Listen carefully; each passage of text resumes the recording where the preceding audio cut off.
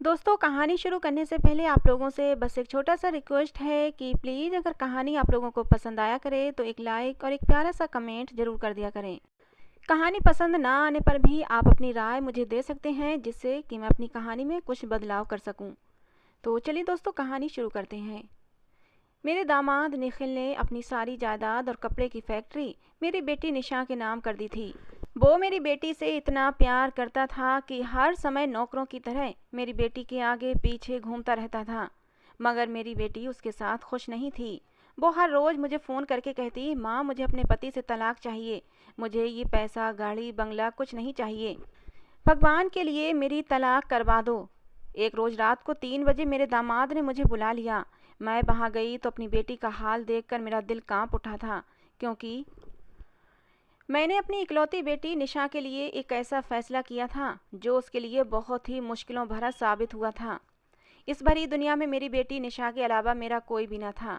पति के मरते ही सब रिश्तेदारों ने मुंह फेर लिया था।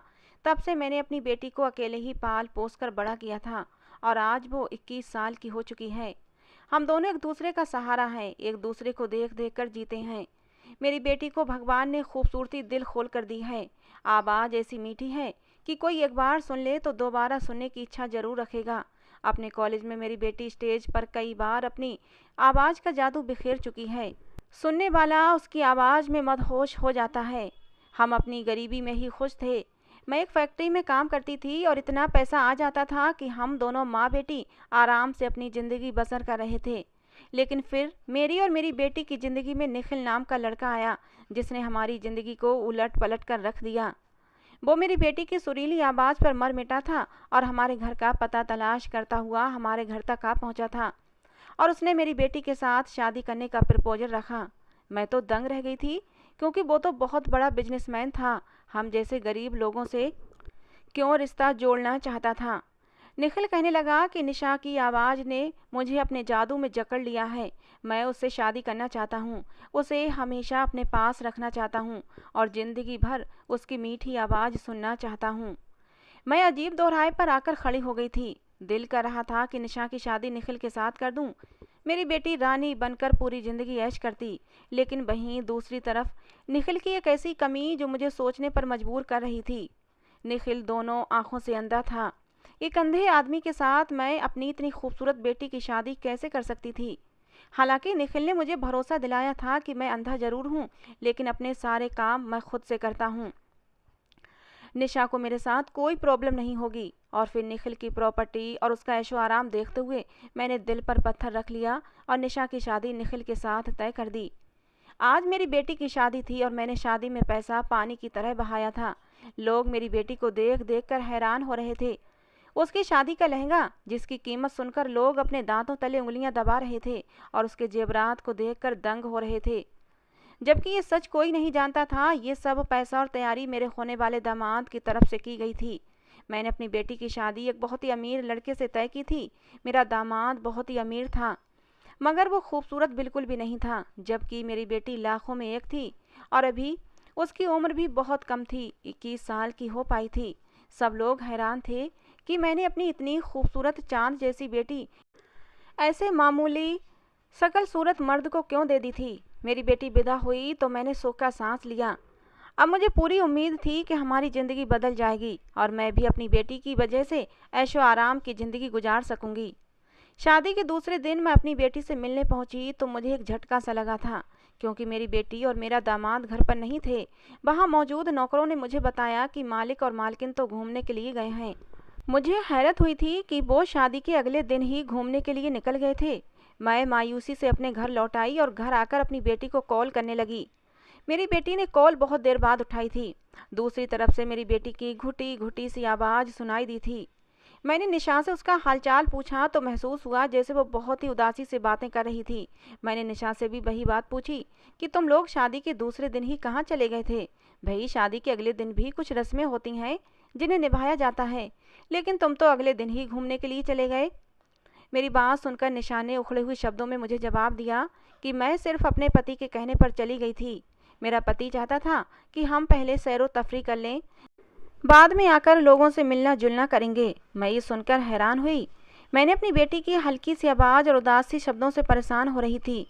हालांकि इससे पहले तो वो जब भी बात करती थी तो चहक चहक कर बात करती, हर बात पर कह कहे लगाया करती थी, लेकिन अब तो उसका अंदाज ही बदला हुआ था। ये शादी मैंने अपनी मर्जी से तय की थी। हालांकि शादी में मेरी बेटी की राजी भी थी। मेरी बेटी भी शादी से बहुत खुश थी, क्योंकि जिस तरह निशा ने तरस तरस कर जिंदगी गुजारी थी, और जब उसे इतने पैसे वाले आदमी ने शादी के लिए प्रपोज किया तो वो भी खुश हो गई थी। लेकिन अब वो बिल्कुल भी खुश नहीं लग रही थी। मैंने निशा से सवाल किया कि तुम ऐसे उदास उदास सी क्यों लग रही हो। हालांकि लड़कियां तो ऐसे मौक़ों पर बहुत खुश होती हैं जब वो हनीमून पर जाती हैं। मेरे सवाल पर निशा ने मुझे जो जवाब दिया वो मुझे घबराहट में डाल गया था। मेरे हाथ में फ़ोन था और मुझे कुछ भी सुनाई नहीं दे रहा था। अपनी बात कहकर निशा ने न जाने कब का फ़ोन काट दिया था और मैं फ़ोन हाथ में लिए वैसी की वैसी ही बैठी रह गई थी। मैं परेशानी से सोच रही थी और निशा की हुई बात को ही सोचे जा रही थी, क्योंकि निशा ने कहा था कि मेरा पति अंधा है और मैं इस बात पर बिल्कुल खुश नहीं हूँ कि वो अंधा है। माँ, आपने मेरे साथ धोखा किया है। शादी से पहले आपने मुझे ये तो बता दिया कि निखिल बहुत पैसे वाला है, लेकिन आपने ये क्यों नहीं बताया कि निखिल दोनों आंखों से अंधा है। मैं कैसे एक अंधे आदमी के साथ ज़िंदगी गुजार सकती हूँ। आपने मेरे साथ बिल्कुल भी अच्छा नहीं किया। ये कहकर निशा ने फ़ोन काट दिया था। मैं जानती थी मेरा दामाद अंधा है, मगर ये बात मैंने अपनी बेटी से शादी से पहले छुपा ली थी, क्योंकि मेरा दामाद बहुत अमीर और अपनी करोड़ों की जायदाद का इकलौता वारिस था। उसने वादा किया था कि अगर मैं अपनी बेटी की शादी उसके साथ कर दूं तो वो सारी जायदाद मेरी बेटी निशा के नाम कर देगा, और वादे के अनुसार उसने अपनी सारी जायदाद मेरी बेटी के नाम कर भी दी थी। मैं परेशान सी अपनी बेटी के वापस आने का इंतज़ार कर रही थी। 1 हफ्ते के बाद वो लोग लौट आए थे। मैं अगले दिन मिलने गई तो निखिल बहुत ही गर्मजोशी से मुझसे मिला था, जबकि निशा वो तो चुप चुप सी लग रही थी। मैंने निशा को समझाने की कोशिश की कि तुम्हारा पति बहुत अच्छा इंसान है, उसमें सिर्फ एक कमी है, तुम उसे नज़रअंदाज कर दो। वो अमीर लड़का है और दिलो जान से तुम पर फिदा है। तुम्हारी पूरी ज़िंदगी बहुत ही आराम से गुजरेगी। वो हमेशा से मेरे हर फैसले पर सर झुका देने की आदी थी। उसने अब भी कुछ नहीं कहा। वो अपना ऐतराज अपने अंदर दबा गई थी और खामोशी से बैठी रही। दिन यूं ही गुजरते जा रहे थे। शादी के शुरू में हमारा अक्सर मिलना जुलना होता रहता था। निखिल हम माँ बेटी पर खूब पैसा लुटा रहा था। ये बात जहाँ मुझे खुश करती थी, वहीं मेरी बेटी की और ज़्यादा उदासी से घिरती जा रही थी। और जैसे जैसे समय गुजरता गया, मेरी बेटी ने मुझसे मिलना जुलना बहुत कम कर दिया था। अब तो वो मेरे घर भी मुझसे मिलने नहीं आती थी, और अगर कभी आती भी तो फ़ौरन ही चली जाती थी। मैं उसको कहती कि मेरे पास कुछ दिन के लिए रुक जाओ, तो वो कहती कि मेरे पति को मेरा कहीं भी रहना अच्छा नहीं लगता। मुझे अब अपने दामाद पर गुस्सा आने लगा था। वो सब जानता था कि हम माँ बेटी का एक दूसरे के अलावा कोई नहीं है, फिर भी वो हमें मिलने से रोक रहा था। एक दिन मैं अचानक ही निशा के घर पहुंच गई। निखिल भी मौजूद था। मैंने बातों बातों में निखिल को भी अपनी नाराज़गी जाहिर कर दी कि वो मुझ अकेली औरत के पास मेरी बेटी को क्यों नहीं आने देता। हालांकि उसने मुझसे वादा किया था कि वो कभी भी मेरी बेटी को किसी बात से नहीं रोकेगा। मेरी शिकायत करने पर निखिल एकदम चौंक सा गया था और मेरी बेटी निशा एकदम से बौखला गई थी। निखिल ने मुझे विश्वास दिलाया कि मैंने कभी भी निशा को आपसे मिलने के लिए नहीं रोका है। वो ये बात निशा के सामने ही कर रहा था, जिसका साफ मतलब था कि वाकई मेरा दामाद निशा को नहीं रोकता था। मैंने हैरत से अपनी बेटी को देखा। वो नजरें झुकाए बैठी हुई थी। मैं समझ नहीं पा रही थी कि निशा ने मुझसे आखिर झूठ क्यों बोला था। मैंने अकेले में निशा से यही सवाल किया तो वो पहले तो चुप रही। जब मैंने जिद की तो वो मुझसे बोली कि अब मैं शादीशुदा हूँ। वैसे भी मुझे ये बातें शोभा नहीं देती कि मैं हर वक्त मायके में जाकर रहने लगूँ। मुझे ऐसा महसूस हुआ जैसे वो मुझसे जान छुड़ा रही है। मैं निशा से अब नाराज़ होने लगी और बोली कि अब जब तुम्हारे पास पैसा आ गया है तो तुम बदलने लगी हो, अपनी माँ को भूलने लगी हो। अब तुम्हें अपनी माँ का छोटा सा घर अच्छा नहीं लगता। निशा की सोच पर मुझे बहुत ज़्यादा दुख हो रहा था और उसी दुखी मन से मैं अपने घर चुपचाप लौट आई थी। मैंने सोच लिया था कि अब निशा से मिलने नहीं जाऊंगी। मुझे लगा था कि मैं निशा से मिलने नहीं जाऊंगी तो निशा मुझसे खुद ही मिलने आएगी। मगर कुछ दिन गुजर गए और निशा मुझसे मिलने नहीं आई थी। मैं इंतज़ार करती रही कि निशा शायद ज़रूर आएगी, लेकिन निशा नहीं आई। पूरा 1 महीना गुजर गया था। थक हार कर मुझे ही निशा से मिलना पड़ा, क्योंकि वो मेरी इकलौती बेटी थी और मेरे बुढ़ापे का इकलौता सहारा थी। ऐसा करते करते निशा की शादी को अब 5 महीने गुजर गए थे और इस समय में उसके अंदर बहुत ज़्यादा बदलाव हुए थे। उसका मिजाज बदलने लगा था। कभी वो बहुत खुश होती और कभी उदास और चुपचाप सी। मैं अपनी बेटी के रवैये से अब उलझती जा रही थी। मैंने अपने दामाद से इस बारे में बात की तो वो उल्टा मुझसे नाराज होने लगा और बोला कि मैंने अपना सब कुछ आपकी बेटी के नाम कर दिया है। नौकरों की तरह आपकी बेटी के आगे पीछे घूमता हूँ, उसकी हर बात मानता हूँ। पता नहीं फिर भी आपकी बेटी खुश क्यों नहीं है। निखिल की बात सुनकर मैं भी हैरान हुई थी। आखिर निशा को परेशानी क्या है। मैं जब निशा से पूछती तो वो भी मुझे कुछ न बताती और ना ही अब कोई मुझसे गिला शिकवा करती थी। थक हार कर मैंने सोचा कि मैं अपनी बेटी और दामाद के साथ उनके घर जाकर कुछ दिन रह लूं और जायजा लूं आखिर गलती किसकी है, मेरी बेटी की या फिर मेरे दामाद की। जब मैंने इस बात की इजाज़त निखिल से ली तो निखिल ने खुशी खुशी मुझे इजाज़त दे दी, मगर मेरी बेटी मेरे साथ रहने का सुनकर हैरान हो गई थी और मुझे टालने की कोशिश करने लगी। लेकिन मैं नहीं मानी। मैं भी जिद पर आ गई थी कि मैं कुछ दिन तुम लोगों के साथ जरूर रहूंगी। मैं कुछ दिन के लिए अपनी बेटी के घर रहने आ गई। वो दोनों देखने में बिल्कुल ठीक थे। मुझे वहाँ दूसरा दिन था। मैं अपनी बेटी से बातें करने उसके कमरे में गई तो दरवाजे पर मुझे अपनी बेटी की हल्की हल्की सी आवाज़ें सुनाई दीं। मुझे लगा कि मेरी बेटी और निखिल बातें कर रहे हैं, इसीलिए मैं वहाँ से लौट आई। मगर कुछ ही देर बाद निखिल घर आया तो मैं हैरान रह गई और उससे नरमी से समझाने लगी कि जब तुम्हारे पास तुम्हारी आंखें नहीं हैं तो क्यों इस तरह बाहर जाते हो। मेरी बात पर उसने जो जवाब दिया वो मुझे झटका लगा गया था। उसने मुझसे कहा कि मैं तो सुबह से काम पर गया हुआ था और अब लौट रहा हूँ। वो बोला कि चाहे मैं अंधा हूँ मगर मैं अपना कारोबार खुद संभालने की कोशिश करता हूँ, रोजाना काम पर जाता हूँ। मैं ये सुनकर धक से रह गई थी क्योंकि मैंने खुद अपने कानों से अपनी बेटी को किसी मर्द से बातें करते सुना था। मैं अपने दामाद के सामने चुप रही, लेकिन जब मौका मिला तो अकेले में निशा से पूछा कि तुम अपने कमरे में किससे बातें कर रही थीं। मेरे सवाल पर निशा ने मुझे हैरत से देखा और बोली कि मैं तो कमरे में बिल्कुल अकेली थी और फ़ोन पर किसी दोस्त से बात कर रही थी। उसकी बात पर मैं खामोश हो गई, मगर ये सिलसिला रुका नहीं था। घर में जब मेरी बेटी अकेली होती तो मुझे अक्सर वो किसी न किसी से बातें करती सुनाई देती थी। वो अक्सर अपने कमरे का दरवाज़ा बंद रखती थी, इसीलिए मैं देख नहीं पाती थी। मगर जब मैंने गौर किया, मुझे हर बार उसके साथ किसी मर्द की भी आवाज़ सुनाई देती थी। मैं बहुत परेशान हो चुकी थी। मैंने अपनी बेटी को समझाने की कोशिश भी की, मगर वो यही कहती कि मैं तो किसी से बात नहीं करती। वो मेरी बात पर साफ इनकार कर देती। अब मुझे घबराहट होने लगी थी कि आखिर सच क्या है। मुझे लग रहा था कि शायद वाकई मैं ही पागल हो चुकी हूँ। मैंने अपनी बेटी की जासूसी की, हर वक्त उसका पीछा भी करने लगी, मगर मुझे कुछ भी सुराग नहीं मिला और थक हार कर मैं अपने घर आ गई। अब सारी जिंदगी तो अपनी बेटी के साथ नहीं रह सकती थी। लगभग 1 महीने बाद निशा ने मुझे फ़ोन करके मेरे सर पर ऐसा धमाका किया था कि मेरे होश उड़ गए। निशा रो रही थी और मुझसे बोली, अब मैं थक चुकी हूँ, मुझे अपने पति के साथ अब और नहीं रहना, मुझे तलाक चाहिए। वो बहुत ज़्यादा उदास थी। मेरे समझाने पर एकदम गुस्से से चीख उठी और बोली कि मेरा पति मुझसे अब सहा नहीं जाता। मैं अब धीरे धीरे दिमागी मरीज बनती जा रही हूँ। मैं उसके साथ अब और नहीं रह सकती। मैं अपनी बेटी के शब्दों पर हैरान रह गई थी। मैं बहुत घबराई और निशा के घर जा पहुंची तो मेरे होश उड़ गए थे, क्योंकि सामने का मंजर ही कुछ ऐसा था। निशा रो रही थी और एक लड़का उसको चुप कराने की कोशिश कर रहा था। सुर्खों सफ़ेद रंगत, घुंघराले बाल, बड़ी बड़ी काली चमकदार आंखें। वो बिल्कुल निशा के करीब खड़ा था। निशा उसे अपने आप से अलग कर रही थी। मैंने झटके से उस लड़के को निशा से दूर हटाया था। मैंने कहा, दूर हटो मेरी बेटी से। तुम मेरी बेटी के साथ क्या कर रहे हो।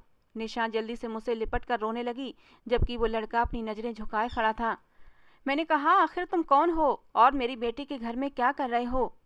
तब निशा ने रोते हुए बताया, मम्मी ये कोई और नहीं बल्कि आपका दामाद निखिल ही है। ये धोखेबाज इंसान है, मैं इसके साथ अब और नहीं रह सकती। ये सुनकर तो मेरे ऊपर पहाड़ ही टूट पड़ा था। मैंने निखिल की तरफ देखा।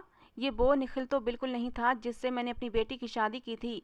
वो निखिल तो सांवली रंगत का था, आंखों से अंधा था, अपनी आंखों पर काले चश्मे लगाए रखता था, सर पर भी एक अजीब तरह की टोपी पहनकर रखता था कि उसका पूरा सर छुप जाता था।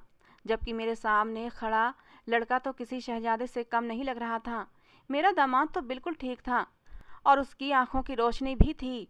और ये देखकर मैं हक्का बक्का रह गई थी। मैं हैरान सी अपने दामाद के पास आई और उससे पूछा कि तुम्हारी आंखों की रोशनी अचानक से वापस कैसे आ गई और ये सब कब हुआ। मेरे सवाल पर निशा ने नफरत भरी नज़रों से अपने पति को देखा और अटल अंदाज में बोली, मुझे इससे हर हाल में तलाक चाहिए। मैं निखिल के सामने अपनी बेटी के मुंह से ये बात सुनकर एकदम से बौखला गई थी। मुझे कुछ समझ नहीं आ रहा था कि मैं क्या जवाब दूं। मैं खामोशी से निशा को देखने लगी और फिर मैंने कहा, ये क्या बकवास कर रही हो? और आखिर ऐसा भी क्या हो गया कि तुम तलाक लेने की बात कर रही हो? फिर मैं अपने दामाद से भी माफ़ी मांगने लगी कि मेरी बेटी की बातों पर ध्यान मत देना, मगर निशा बार बार तलाक के लिए कह रही थी। मैंने गुस्से से निशा को देखा और मैंने सख्ती से उसे चुप करवाया तो वो रो पड़ी और चीख चीख कर अपने पति को धोखेबाज, मक्कार और ना जाने क्या क्या बोलने लगी। मुझे उसके शब्दों से ज़्यादा निखिल की खामोशी परेशान कर रही थी, क्योंकि वो मेरी बेटी के ऐसे शब्दों पर भी कुछ नहीं बोला था। मुझे समझ नहीं आ रहा था कि आखिर ये सब क्या हो रहा था। अब मुझे अंदाजा हो रहा था कि निशा के साथ कुछ तो गलत हुआ है, जो वो ऐसे तड़प तड़प कर रो रही थी और तलाक की भी बात कर रही थी। मैंने निशा से सच्चाई जानने की कोशिश की तो वो गुस्से से फट पड़ी थी और पहले दिन से लेकर अब तक की सारी कहानी सुना डाली। उसके खुलासे ने मुझे जी जान से हिलाकर रख दिया था। मैंने फटी फटी आंखों से अपने दामाद को देखा तो वो सर झुका गया था। उसने मुझे रोते हुए बताया कि मैं विदा होकर आई तो ये आलीशान महल जैसा घर रोशनी और फूलों से पूरा सजा हुआ था और मैं अपने स्वागत पर बहुत खुश थी। मैं आंखों में ढेर सारे सपने सजाए अपने कमरे में बैठी अपने पति का इंतजार कर रही थी। मैं इतनी खूबसूरत लग रही थी कि हर देखने वाले ने मेरी तारीफ की थी। मुझे विश्वास था कि मैं अपने पति के दिल में भी घर कर लूँगी। मगर जब निखिल आया तो वो खामोशी से एक तरफ बैठा रहा। मैं घूंघट डाले बैठी थी और इंतजार में थी कि वो मेरा घूंघट हटाएगा और मेरी तारीफ करने लगेगा। मगर जब उसने ऐसा नहीं किया तो मैंने सर उठाकर उसे देखा और उसे देखकर मुझे झटका लगा था, क्योंकि वो तो मेरी बजाय दूसरी तरफ देख रहा था। मैं हैरान रह गई। मैंने झिझक कर अपने पति को आवाज़ लगाई तो वो मेरी बात पर चौंका था, लेकिन बोला कुछ नहीं। अभी भी दूसरी तरफ ही देख रहा था। अपने पति की इस लापरवाही से मेरा दिल टूट गया था। मैंने मायूसी से सर झुका दिया और इससे पहले कि मैं उठकर जाती निखिल ने अजीब सी बात कह दी, जिसे सुनकर मैं बुरी तरह से हैरान होकर उसे देखने लगी। वो मुझे देखे बिना पूछ रहा था, तुम यकीनन खूबसूरत लग रही होगी, काश मैं भी तुम्हें देख सकता। मैंने हैरत से निखिल को देखा और मैंने कहा कि मैं तो तुम्हारे सामने बैठी हूँ, तुम मुझ पर पूरा हक रखते हो, फिर तुम आखिर मुझे देख क्यों नहीं लेते? मेरे सवाल पर उसने उदासी से मुझे जो कुछ बताया, मेरे होश उड़ गए थे। मैं अपनी माँ के धोखे पर हक्का बक्का बैठी हुई थी। मेरी माँ ने मेरे साथ इतना बड़ा धोखा किया था। मेरी शादी एक अंधे आदमी से कर दी थी। मेरा पति आंखों से अंधा था, उसकी दुनिया अंधेरी थी। मुझे बहुत रोना आ गया था कि जब मेरा पति मुझे देख ही नहीं सकता तो फिर मेरे सजने संवरने का क्या फ़ायदा, और ऐसे हुस्न का भी क्या फ़ायदा जिससे सराहने वाला कोई ना हो। मैं निखिल के सामने से हट गई और फूट फूट कर रोने लगी। मुझे पैसे का कभी लालच नहीं रहा था। मैं बस खुद परस्त लड़की थी। मैंने हमेशा अपनी तारीफ़ें सुनी थीं। मैं आगे भी ऐसी ही ज़िंदगी चाहती थी। मेरी माँ ने मुझे यही कहकर शादी के लिए मनाया था कि लड़का मुझसे मोहब्बत कर बैठा है और मेरे बगैर नहीं रह सकता। मुझे अब सब फरेब और धोखा लग रहा था। मैं पहली रात में ही शादी की असलियत और जान गई थी। यहाँ मोहब्बत नहीं थी, बल्कि सिर्फ लालच और धोखा था। मेरा दिल नहीं कर रहा था कि मैं निखिल की तरफ भी देखूं। मैंने अपना तकिया उठाया और सोफे पर जाकर लेट गई। निखिल ने मेरे करीब आना चाहा, लेकिन मैंने गुस्से से उसका हाथ झटक दिया। मैंने कहा, तुम लोगों ने मेरे साथ धोखा किया है और मैं तुम्हें अपना पति होने का हक बिल्कुल भी नहीं दूंगी, इसलिए मुझसे दूर रहो। मेरा गुस्सा देखकर निखिल भी मुझसे दूर रहा और बेड पर जाकर सो गया था। मेरी बेदिली और उदासी पर मेरे अंधे पति ने मुझे खुश करने और मेरा मिजाज अच्छा करने के लिए अपनी सारी जायदाद मेरे नाम कर दी और मुझे घुमाने के लिए मेरी पसंदीदा जगह पर भी लेकर गया। मगर वहाँ से वापस आकर भी मैं एकदम उदासी भरी कमरे में पड़ी रहती थी। मैंने अपना ख्याल रखना छोड़ दिया था, मगर मैं नहीं जानती थी कि मेरा ये उदास रहना, खुद से लापरवाह रहना, किसी को बुरी तरह महसूस हो रहा था। एक दिन मेरे मोबाइल पर मैसेज आया जिसमें मेरी खूब तारीफ़ें की गई थीं और मुझे कहा गया था, तुम अब तैयार क्यों नहीं होती हो? तुम जैसी हुस्न की मूरत पर लापरवाही नहीं जचती। मैं वो मैसेज देखकर चौंक गई थी, क्योंकि वो जो कोई भी था लफ्ज़ों से खेलना और जादू करना अच्छे तरीके से जानता था। मगर वो था कौन? इस घर में मेरे और निखिल के अलावा कोई नहीं था। फिर कौन था जो मुझे हर वक्त अपनी नज़र के घेरे में रखता था और मेरी ये एक हरकत पर उसकी नज़र थी? मैंने उस मैसेज को नज़रअंदाज कर दिया, क्योंकि मैं शादीशुदा लड़की थी। मगर मेरे नज़रअंदाज करने के बावजूद वो मुझे लगातार मैसेज करता रहा और मुझे तैयार होने पर उकसाता रहा। एक दिन मुझे उसी नंबर से मैसेज आया कि तुम पर रेड कलर के कपड़े बहुत अच्छे लगते हैं, तुम रेड कलर के कपड़ों में बहुत हसीन लगती हो। उस मैसेज में मेरे हुस्न पर शायरी भी की गई थी और मुझे रेड कलर के कपड़े पहनने की विनती की गई थी। मुझे न जाने क्या हुआ कि मैंने अपनी अलमारी खोली और रेड रंग की एक खूबसूरत सी साड़ी पहन ली। अपने बाल बनाए, हल्का फुल्का मेकअप किया तो मेरा हुस्न और भी चमक उठा था। उसे 4 चांद लग गए थे। मैंने उसी नंबर पर मैसेज किया और कहा कि मैंने रेड साड़ी पहन ली है, मैं तैयार हो चुकी हूँ। अब मुझे बताओ कि तुम मुझे कैसे देखोगे।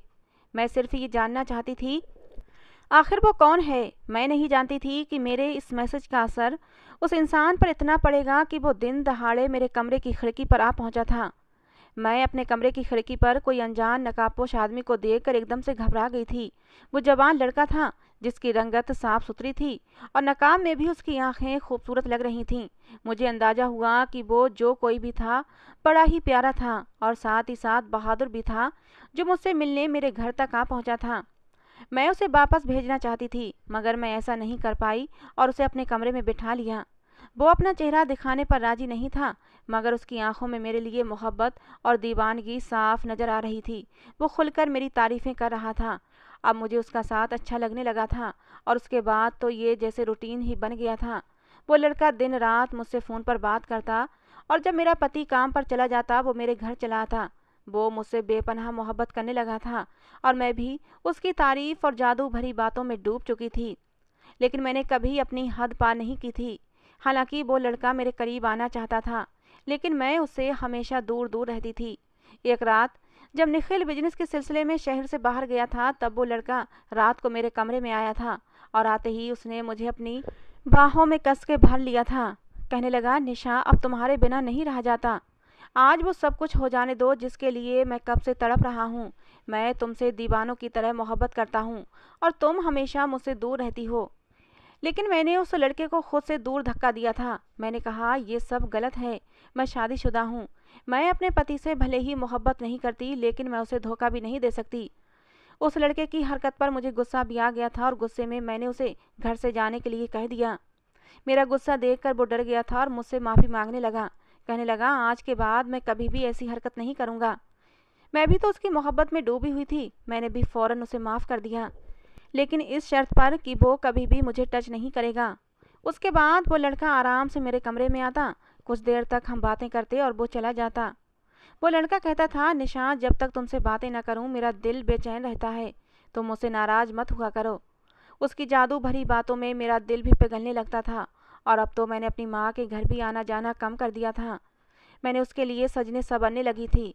कभी कभी मेरा जमीर मुझे अंदर से टोकता था कि ये सब ठीक नहीं है, मगर मैं अपने जमीर को थपक थपक कर सुला देती थी। मैं अपने मन में सोचती कि मेरी माँ ने मेरे साथ धोखा किया है, एक अंधे आदमी से मेरी शादी करवा कर। मैं अपने पति को छोड़कर उस लड़के की आदी होती जा रही थी। मुझे अपने पति की आम सी शक्ल सूरत और अंधेपन से अब हर वक्त शिकायत रहने लगी थी। मुझे अपने पति की संगत अब बर्दाश्त नहीं होती थी, जबकि मैं हर वक्त उस लड़के के आने का इंतजार करती रहती थी। ये बात मुझे बुरी तरह से रुलाने लगती थी। मुझे जिससे मोहब्बत हुई थी वो मेरा कोई नहीं था और जो मेरा पति था, जो मुझ पर हक रखता था, वो मुझे मुझे उससे नफरत थी। मैं अब उलझी उलझी सी रहने लगी थी। मेरी माँ ने भी मेरे अंदर के बदलाव महसूस किए थे। वो मुझे हर वक्त समझाती रहती। वो मुझे मेरे पति की मासूमियत दिखाती और मुझे एहसास दिलाती कि उस इंसान ने हमें उस समय स्वीकार किया जब हम दोनों माँ बेटी बहुत ही बुरी हालत में थे। उसने ना सिर्फ हमें अपनाया बल्कि हम पर पैसा लगाकर हमें एक बेहतरीन ज़िंदगी भी दी है। अपनी माँ के समझाने पर मैं और ज़्यादा उलझ जाती। मैं अपने पति से मोहब्बत करना चाहती थी, उसके साथ वफादार रहना चाहती थी, मगर मैं जैसा इंसान चाहती थी वैसा मेरा पति बिल्कुल भी नहीं था, बल्कि वो नकाबपोश लड़का था। वही था जो मेरा हुस्न देख सकता था। मुझे अपनी इस गलती का एहसास होता था। मेरे दिलो दिमाग की जंग में मैं धीरे धीरे दिमागी मरीज बनती जा रही थी। उन्हीं दिनों मेरी माँ हमारे घर रहने आ गई। मैं परेशान थी कि अब मैं उस लड़के से कैसे मिलूंगी। मैंने ये बात उसे बताई तो उसने मुझे तसल्ली दी। बोला कि हमने तुम्हारे पति को बेवकूफ़ बनाया है तो फिर तुम्हारी बुढ़ी माँ को भी खबर नहीं होगी। मुझे डर था कि मेरी माँ सच तक पहुँच ना जाए। जब मेरा पति बाहर जाता वो लड़का छुपकर खिड़की के रास्ते से मेरे कमरे में आ जाता। उसकी हरकतों पर मेरी माँ को मुझ पर शक हो गया था, मगर पूछने पर मैं साफ मना कर देती तो वो भी शक में पड़ गई थीं।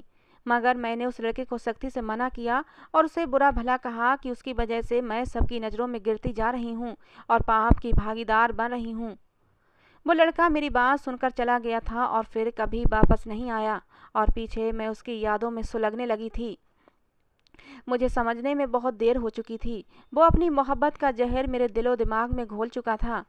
एक दिन मैं सरदर्द की गोलियां तलाश कर रही थी कि मुझे अपने पति की अलमारी से कुछ सामान मिला। जब मैंने वो सामान उठाया तो मेरी आंखों के आगे अंधेरा छा गया था, क्योंकि वो सारा सामान वही था जो वो नकाब वाला लड़का इस्तेमाल करता था। मुझे लगा मेरे पति ने उसे मरवा दिया है। मैं तड़प तड़प कर रोई थी और अपने पति से उस लड़के के बारे में सवाल करने लगी। मैंने उस दिन निखिल से साफ कह दिया कि मुझे उससे मोहब्बत है, मैं उसके बिना मर जाऊंगी। मैं तुम्हारे साथ नहीं रहना चाहती, मुझे तलाक दे दो। मेरी हालत दीवानों जैसी हो गई थी। मेरे दिल में कहीं ना कहीं ये बात बैठ गई थी कि निखिल ने उस लड़के को जान से मरवा दिया है और ये बात मेरे लिए बहुत बड़ा सदमा साबित हुई थी। मैं पागलों की तरह चीख चिल्ला रही थी और मेरी ये हालत देखकर निखिल मुझे संभालने लगा। और जब उसने मुझे बताया कि वो लड़का कोई और नहीं बल्कि मैं खुद ही था, मैंने अपना हुलिया बदलकर तुम्हारे साथ रह रहा था और अपने असल रूप में छुपकर तुमसे मिलने आता था। इतना बात बताकर मेरी बेटी रोने लगी थी और मैं अपने दामाद को देख रही थी जो वाकई बहुत ही खूबसूरत लड़का था। वो शर्मिंदगी से बोला कि मैं वाकई निशा से मोहब्बत करता हूँ, मगर मेरे कुछ शरारती दोस्तों ने मुझे अपनी पत्नी को आजमाने का मशवरा दिया था। तब मैंने अपनी शक्ल को थोड़ा सा बिगाड़ कर अंधा बनकर निशा से शादी की थी। लेकिन मैं अपने इस ड्रामे में कुछ ज़्यादा ही आगे निकल गया था। मैंने इस सब में निशा का दिल बहुत दुखाया है। निशा भी रो रही थी। निशा कहने लगी, ये झूठा और मक्कार है, इसने मुझे धोखा दिया है। अगर मैं उसकी मोहब्बत में उस रात बहक जाती और वो सब कुछ कर जाती जो मुझे नहीं करना चाहिए था, तब तो ये मुझे छोड़कर ही चला जाता, क्योंकि मैं इसकी आजमाइश की कसौटी पर खरी नहीं उतरी थी। ये मुझे चरित्रहीन कहकर छोड़कर चला जाता, तब मैं क्या करती। ऐसा कहकर निशा फिर से रोने लगी थी। निखिल ने निशा के आंसू साफ किए और कहने लगा, निशा मुझे माफ़ कर दो, मैं तुमसे बहुत मोहब्बत करता हूँ। हाँ, मेरी गलती हुई जो मैंने तुम्हें इतने बड़े इम्तिहान में डाला। निखिल का स्पर्श पाकर निशा तड़प उठी थी और उसके सीने से लग गई और तड़प तड़प कर रो पड़ी। कहने लगी, निखिल तुमने मुझे बहुत सताया है, तुम्हारी मोहब्बत में मैं बहुत तड़पी हूँ। वो मेरी बेटी से माफ़ी मांगने लगा। फिर मेरे समझाने पर मेरी बेटी ने उसे माफ़ कर दिया। निशा अब भी निखिल के सीने से लगी खड़ी थी। मुझे अब वहाँ और खड़ा होना सही नहीं लगा और मैं उन दोनों को अकेला छोड़कर अपने घर वापस आ गई और आज वो दोनों अपनी यह खुशगवार ज़िंदगी गुजार रहे हैं। तो दोस्तों, ये थी आज की हमारी कहानी। कैसी लगी ज़रूर बताना। पसंद आई हो तो प्लीज़ जाते जाते एक लाइक और एक कमेंट करके ज़रूर जाना। कहानी को अंत तक सुनने के लिए आप लोगों का बहुत बहुत धन्यवाद दोस्तों। मिलते हैं अगली किसी नई कहानी के साथ।